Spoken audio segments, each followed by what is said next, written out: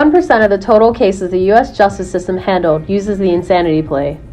This may seem like an insignificant number, but what if I told you that 25% of those cases have successfully bypassed criminal charges with the help of the insanity plea?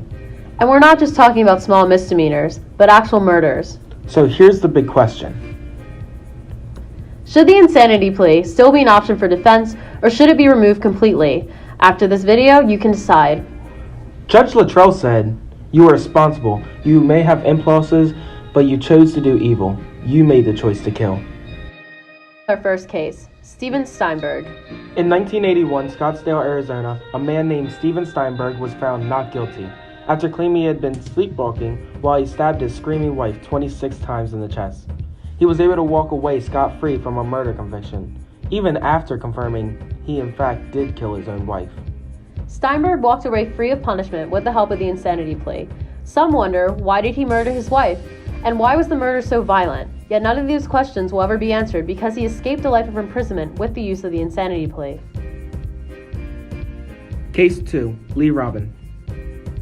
In 1988, Lee Robin, a doctor, murdered his wife and his 3-month-old daughter and pleaded insanity and received no jail time, only time in a mental hospital.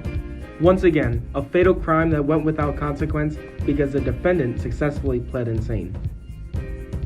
This case is on Zakiya Avery. In 2014, Zakiya Avery called herself a demon assassin and killed 2 of her youngest children because she believed they were possessed, as she thought she was performing an exorcism. She also received no time. Yet again, a murder given freedom from a crime they were obviously guilty of because of the insanity plea. The insanity plea has been used by murderers to avoid a conviction and yet instead be evaluated as a psychiatric patient. This then meaning a lot of times they spend 3 days a week visiting a psychiatric hospital, and the rest right back in the real world.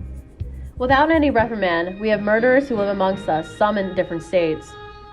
Journalist and political science major graduate Jeffrey Kruger states, "Psychopaths know the technical difference between right and wrong. They just fail to act on that knowledge." Make your decision as you like. Just remember, the same people who have killed their spouses and children walk around the streets with no proof of restoration of mental stability. The insanity plea is a way for criminals to escape conviction and ultimately should no longer be an option.